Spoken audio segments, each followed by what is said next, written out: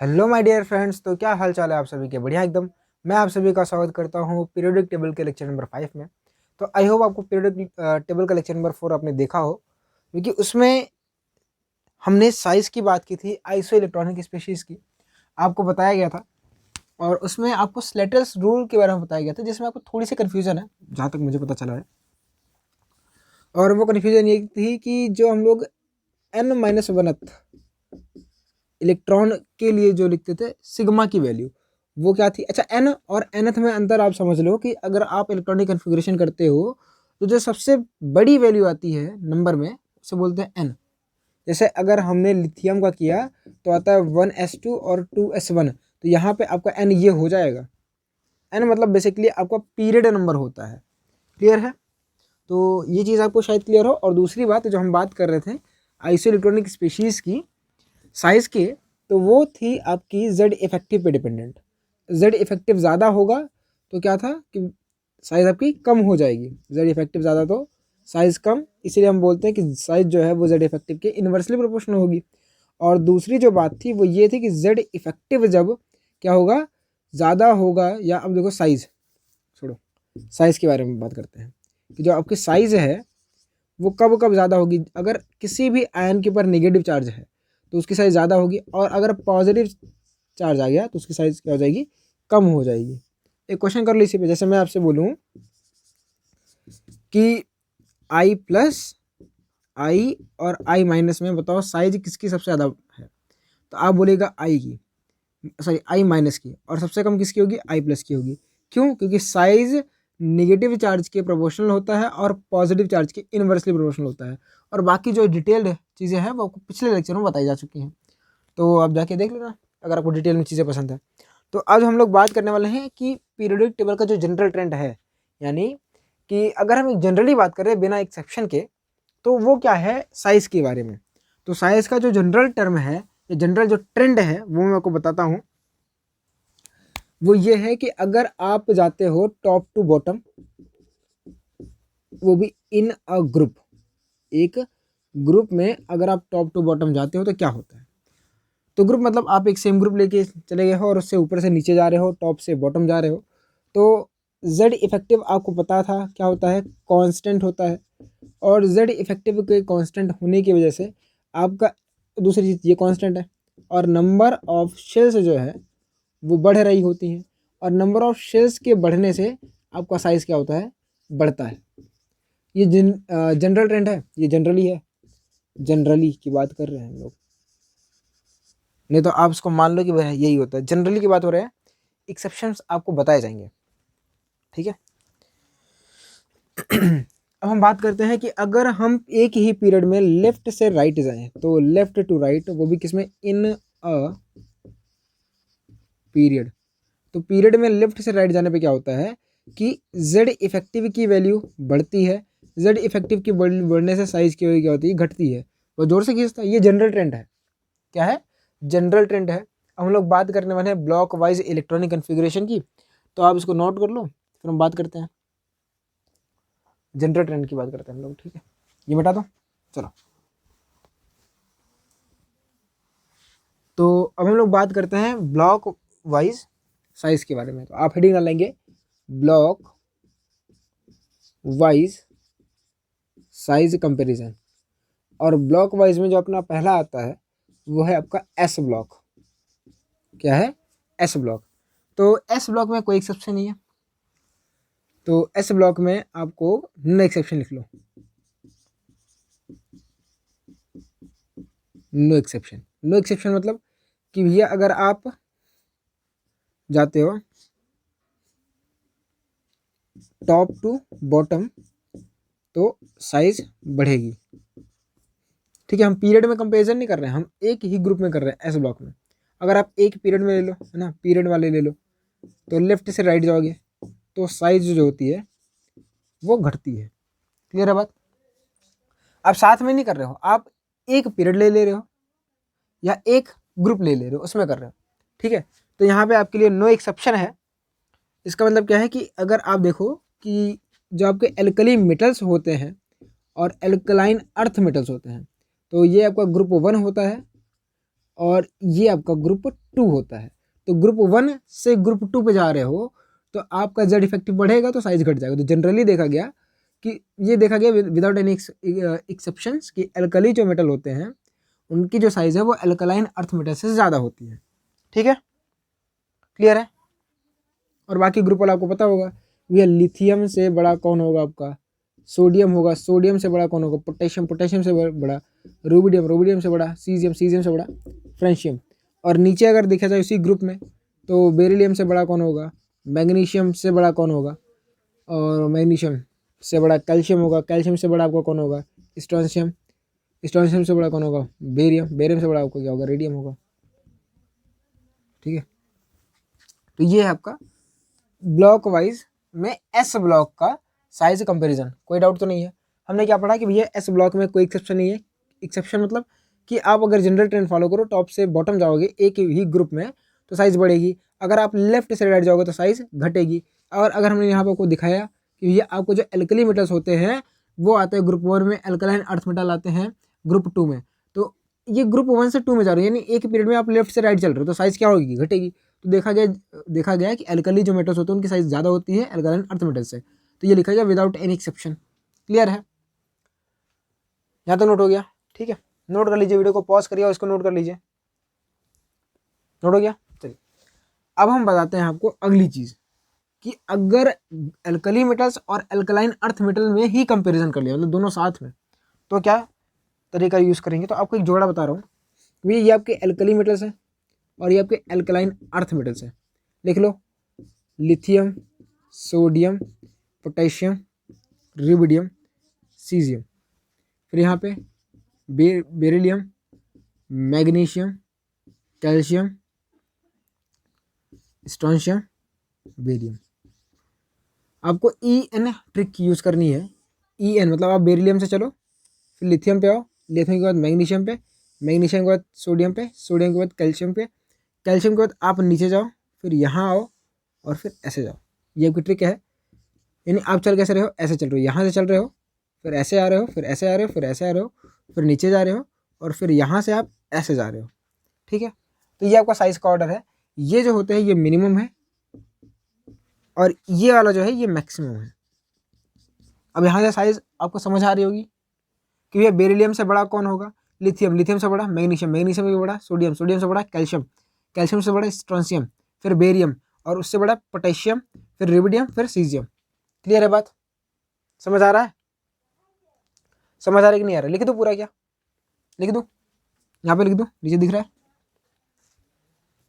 नीचे लिख दे रहा हूँ मैं। क्या होगा आपका कि सीजियम है, सीजियम से छोटा आपका रूबिडियम, रूबिडियम से पोटेशियम, पोटेशियम के बाद आपका बेरियम, फिर स्ट्रोंशियम, फिर आपका आता है कैल्शियम, कैल्शियम के बाद आप इधर जाओ सोडियम, फिर सोडियम के बाद आप जाओ मैग्नीशियम के पास, और मैग्नीशियम के बाद आप जाओ लिथियम के पास, ये आपका Li है, और फिर आप जाओ बेरिलियम के पास। तो ये साइज का ऑर्डर है। ठीक है, अब प्रॉब्लम ये आती है कि साइज का ऑर्डर तो आपने सीख लिया, अगर हम इन्हीं के कैटाइंस बनाए तो क्या होगा। तो अगर आप इनके कैटाइंस बनाते हो, पॉजिटिव आयंस बनाते हो, तो आपको सिमिलर ट्रिक यूज करनी है, एक्सेप्ट वन एक्सेप्शन है। तो यहाँ पे लिख लीजिएगा नोट में, सिमिलर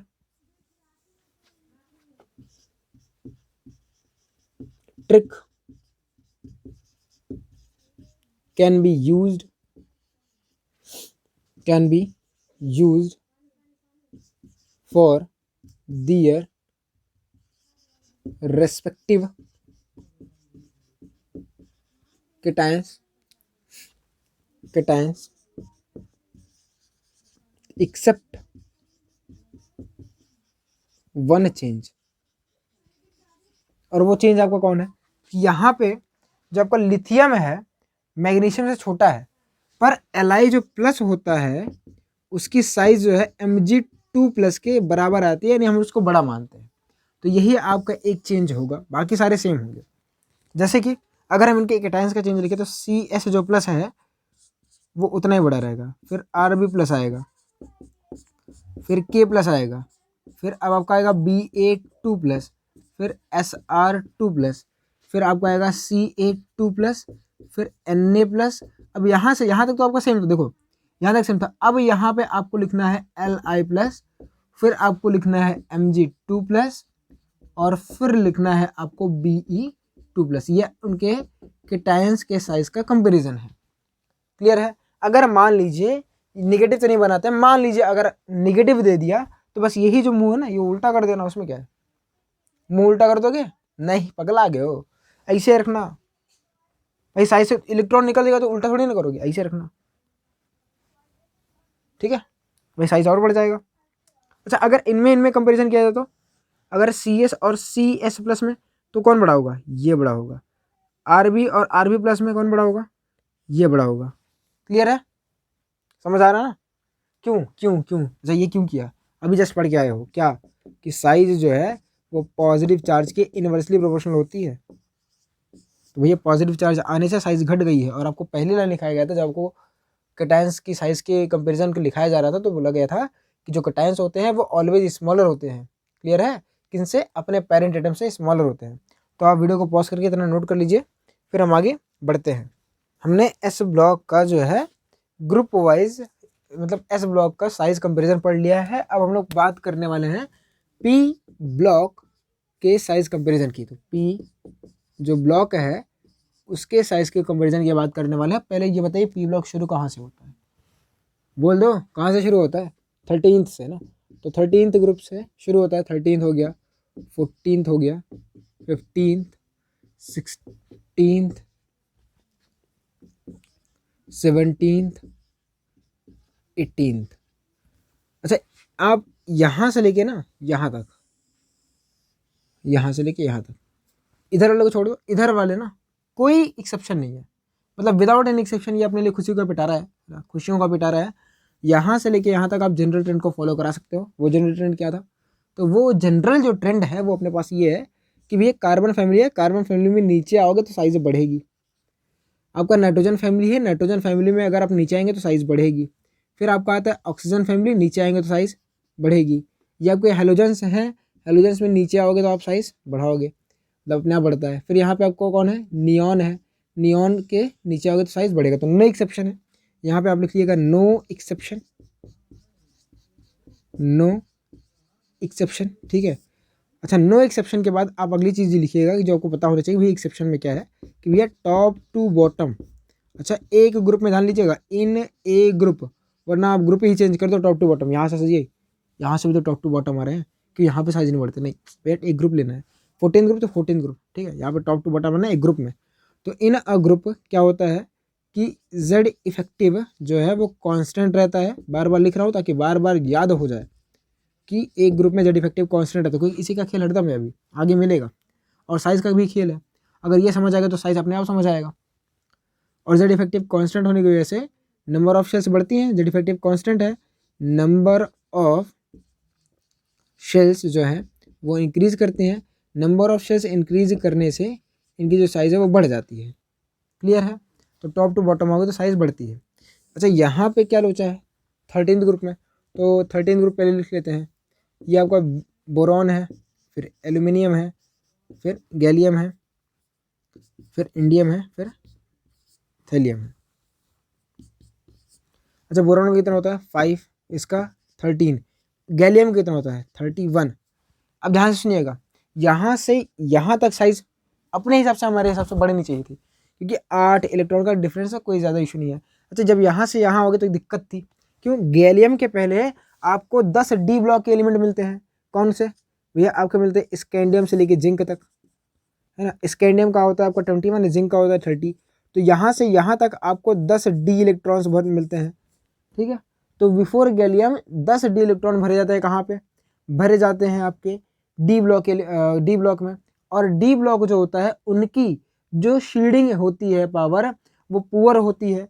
तो डी ब्लॉक का शील्डिंग पावर जो है वो पुअर होने की वजह से जेड इफेक्टिव जो है वो बढ़ जाता है, सिग्मा घटता है और जेड इफेक्टिव बढ़ जाता है, जिस वजह से जो गैलियम की साइज़ है वो एल्यूमिनियम की साइज़ के बराबर आ जाती है, बढ़ती नहीं है। तो गैलियम की साइज़ देखा जाता है तो ये इससे भी छोटी हो जाती है, जेड इफेक्टिव इतना ज़्यादा इफेक्ट मार देता है।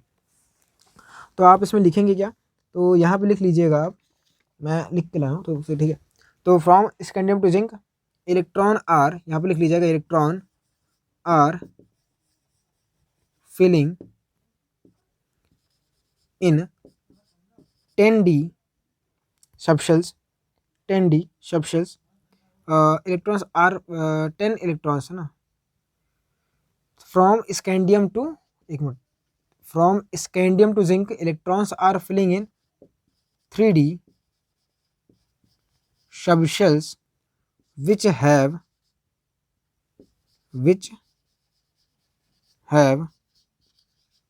poor shading, which have poor shading, और पुअर शेडिंग की वजह से सिग्मा हो जाता है कम, और सिग्मा कम होने से जेड इफेक्टिव जो होता है वो बढ़ जाता है, और जेड इफेक्टिव के बढ़ने की वजह से, देखो बोरॉन से एल्यूमिनियम आते हो तो साइज़ बढ़ती है, लेकिन फिर एल्यूमिनियम से गैलियम जाते हो तो फिर साइज़ घट जाती है और फिर बढ़ती है, सिर्फ एक जगह पे उल्टा पलटी है, यही आपका है। और इसको बोला जाता है लेंथेनाइड सॉरी, इसे बोला जाता है ट्रांजिशन कॉन्ट्रैक्शन, जो लिखा है इसे बोला जाता है D block contraction, D block contraction बोला जाता है, या आप देखोगे इसे बोला जाता है ट्रांजिशन कॉन्ट्रैक्शन। ठीक है, ये ट्रांजिशन कॉन्ट्रैक्शन है या तो आपका डी ब्लॉक कॉन्ट्रैक्शन होता है, तो आप इसको नोट कर लीजिए, मैं साइड हो जाता हूँ, नोट हो गया।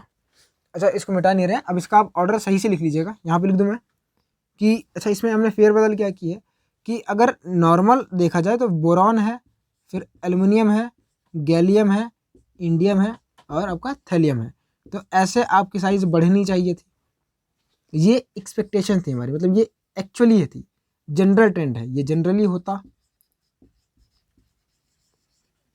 पर हुआ कैसा, हुआ ये कि भैया बोरॉन है, बोरॉन से बड़ा आपका एल्यूमिनियम होना होता है, ठीक है, लेकिन एल्यूमिनियम जो है वो फिर बड़ा पड़ गया किससे, गैलियम से, तो इसके अकॉर्डिंग हमारा जो ना क्या था कि एल्यूमिनियम और गैलियम में आपका गैलियम बड़ा होता, पर डी ब्लॉक के एलिमेंट आने की वजह से एल्यूमिनियम बड़ा हो गया और गैलियम आपका छोटा हो गया, बहुत ज़्यादा डिफरेंस नहीं आता है। तो यहाँ पे जो आप इसको करो कि बोरॉन के बाद गैलियम लिखो, फिर एल्यूमिनियम लिखो, फिर आप इंडियम लिखो, फिर आप थैलियम लिखो, तो ये जो ऑर्डर है ये पहला तो एक्सेप्शन है, तो एक्सेप्शन आपको याद करना है, तो इसे आप इम्पोर्टेंट मान लो कि यहीं से सवाल आएंगे, ठीक है, तो आप इसको नोट कर लो, फिर हमें मिटाई इसको। तो आपके सामने ये क्वेश्चन है, आपको इन क्वेश्चन को ट्राई करना है और देखना है कि आप कितना कर चुके हो, वैसे मैं तो करूँगा ही साथ में। तो जो अपना पहला क्वेश्चन है आप उसको ट्राई कर लो, वीडियो को पॉज करो और क्वेश्चन को ट्राई करो, मैं हट जा रहा हूँ, ठीक है, अब आपको ट्राई करना है, तो हम करते हैं मिलकर साथ में। तो नाइट्रोजन है, ऑक्सीजन है, फॉस्फोरस है और सल्फर है। तो अब देखो कि ये जो नाइट्रोजन और ऑक्सीजन ये आपका सेम पीरियड के हैं, ठीक है, तो ये आपका सेकंड के हैं, ये भी सेकंड के हैं, ये दोनों आपके थर्ड के हैं। अब इनमें अगर हमको साइज का कंपैरिजन करना है तो क्या करोगे, दूसरे और दूसरे का, ये सेम पीरियड है तो किसके बेस पे करते हो, जेड इफेक्टिव के बेस पे, तो पक्के से आप बोलो कि इन दोनों से मिल के तो आपका ये दोनों बड़ा ही होगा, तो हमको पहले अलग अलग कर लेते फिर लिखा देंगे। अगर आप देखो नाइट्रोजन और ऑक्सीजन में कौन बड़ा होगा, नाइट्रोजन और ऑक्सीजन में आपका नाइट्रोजन बड़ा होगा, और फॉस्फोरस और सल्फर में, फॉस्फोरस और सल्फर में आपका फॉस्फोरस बड़ा होगा, सल्फर छोटा होगा। अब इन दोनों को कंबाइनली लिख देते हैं, तो फॉस्फोरस सबसे बड़ा है, उससे बड़ा आपका सल्फर है, सल्फर से बड़ा जो है आपका नाइट्रोजन है, नाइट्रोजन के से बड़ा आपका क्या है, ऑक्सीजन, मतलब सबसे छोटा जो है वो आपका ऑक्सीजन है। तो फॉस्फोरस जो आपका सबसे बड़ा है, उससे छोटा आपका सल्फर है, उससे छोटा आपका नाइट्रोजन, सबसे छोटा आपका ऑक्सीजन। तो पहले का आंसर ये है, मिला लिए, सही है। दूसरे का आप याद करो कि साइज ज़्यादा तो सॉरी निगेटिव चार्ज ज़्यादा तो साइज ज़्यादा, तो O2 माइनस सबसे बड़ा होगा, फिर उससे बड़ा कौन होगा, उससे बड़ा होगा F माइनस, F माइनस के बाद O फिर F, क्योंकि ये दोनों सेम पीरियड के हैं। यहाँ भैया लेफ्ट से राइट जाओगे तो साइज घट जाती है। दूसरे का आंसर ये रहा। तीसरे में ये आपके क्या सेम ग्रुप के हैं, तो भैया साइज आप देख लो कैसे, ग्रुप में है तो फिर साइज देखो, कैसे देखोगे, जेड इफेक्टिव के बेस पे, तो लिथियम है सबसे छोटा, फिर उससे बड़ा है आपका पोटेशियम, पोटेशियम से बड़ा आपका है रुबिडियम, ठीक है, Li2+ होता है क्या, नहीं Li+ होता है, Mg2+ है, फिर Ca2+ है, फिर K+ है। तो आपको पता होगा कि ऊपर से नीचे जाने पे साइज बढ़ती घटती है। देखो सबसे बड़ा कौन होगा, ये कि ये बड़ा होगा सबसे। रीज़न क्या है, रीज़न भी ये ग्रुप 1 का है और ये जनाब जो है ये ग्रुप 2 के है, तो सबसे बड़ा इनमें K+ होगा। K+ के बाद K+ के बाद कौन होगा, कैल्शियम, और मैग्नीशियम में कौन आता है आपको ऊपर, तो मैग्नीशियम जो है वो आपका आएगा, फिर कौन आएगा आपका, कैल्शियम 2+ आ जाएगा। क्लियर है। अब को लिखाया गया था, ट्रिक याद है, चलो ये वाला देख लेते हैं कैसे था। ये आपके पास लिथियम, फिर सोडियम, फिर पोटेशियम, फिर यहाँ पे था बेरिलियम, फिर मैग्नीशियम, फिर कैल्शियम। तो आपको ये सिखाया गया था, इवना इवना, ठीक है। फिर ऐसे नीचे आते, फिर ऐसे आते, फिर ऐसे था। तो आपको पोटेशियम जो है वो बड़ा होगा सबसे, फिर पोटेशियम से बड़ा कौन होगा, कैल्शियम होगा, और कैल्शियम से बड़ा आपका होगा Mg2+ की Na+, दो ही है नहीं, तो फिर आपका ये सही है। तो पोटेशियम सबसे बड़ा है, पोटेशियम से बड़ा आपका कैल्शियम है, और छोटा मतलब फिर आपका है Mg2+। तो ये आपका ऑर्डर है, करेक्ट ऑर्डर ये है, सबसे छोटा Mg2+ होगा। ठीक है, अगला है ये, तो भैया आपको ऑर्डर पता होगा, ये और ये होंगे, सेम ग्रुप के हैं, फिर से वही ऑर्डर है। इसमें क्या होगा, इसमें आपका होगा N3-, ये क्लास में कराया था पिछली, N3- सबसे बड़ा होगा, फिर O2-, फिर F-। समझ आता है, आसान है चीज़ है ना। आपको अगर एक ही ग्रुप आता तो ये याद रखना, E ट्रिक है ना, तो ये नोट पॉइंट था। आगे सामने अगले क्वेश्चन है, आप इनको फिर से ट्राई करो। कर लिया, करे साथ में, चलो। तो क्या ये दोनों एक ही पीरियड के हैं? तो चार्ज देख लो, तो ये बड़ा हो जाएगा। क्या एक ही ग्रुप के हैं? तो ये ऐसा हो जाएगा, दोनों एक ही हैं, तो ये केटायन हमेशा क्या होता है, छोटा होता है। इसको अभी अभी जस्ट कराया था, I- सबसे बड़ा होगा, फिर ये, इसमें ये बड़ा होगा, इसमें अब ध्यान दो, ऑर्गन हमेशा बड़ा होगा, क्योंकि वो आपको कौन से उसमें है, वो नोबेल गैस है, तो हमेशा बड़ी होती है। आर्गन, फॉस्फोरस, सल्फर, क्लोरीन, क्या सारी के सारे का पीरियड सेम है। तो अगर आप इसमें देखो तो क्लोरीन है, सल्फर है, फॉस्फोरस है, ये आपका 15th का है, ये 16th का, और ये 17th का, और ये 18th का। तो 18th वाले सबसे बड़े होंगे, तो आर्गन आपका सबसे बड़ा होगा। आर्गन से छोटा जो आपका होगा वो होगा फॉस्फोरस, फिर आपका होगा सल्फर, फिर आपका होगा क्लोरीन। ऐसा क्यों बोला, क्योंकि यहाँ से देखो लेफ्ट से राइट जा रहे हो ना, ये लेफ्ट में आता है, सॉरी ये लेफ्ट से राइट जा रहे हो आप, लेफ्ट से राइट देखो। अगर आप देखो सेकंड पीरियड में, तो आपको आता है फॉस्फोरस, फिर सल्फर, फिर क्लोरीन, आता है कि नहीं आता है। फिर क्लोरीन के बाद फिर आर्गन आता है, ये आपका होता है 15, 16, 17, 18। तो ये आप लेफ्ट से राइट जा रहे हो, और साइज क्या होती है, घटती है, पढ़ के आए हो। तो ये हो जाएगा आपका ऑर्डर ये वाले का। इसमें साइज ज़्यादा तो, चलो सॉरी, चार्ज ज़्यादा तो साइज ज़्यादा, चार्ज ज़्यादा तो साइज कम, ठीक है। अब वो आप देखो, पॉजिटिव चार्ज ज़्यादा तो साइज और कम। तो सबसे छोटी साइज Al3+ की, फिर उससे बड़ी Mg2+ की, और सबसे बड़ी N3- की। चीज़ें बहुत आसान है, देख रहे हो, कर लोगे ना। तो फटाफट इसको नोट करो। और अगला जो वीडियो है वो आपका आयनाइजेशन एनर्जी पर रहेगा। अगर ये आपको समझ आया तो ही आप उसको कर पाओगे, तो फिर आपको ये जो लेक्चर है ये आपको रिवाइज करके रखना है।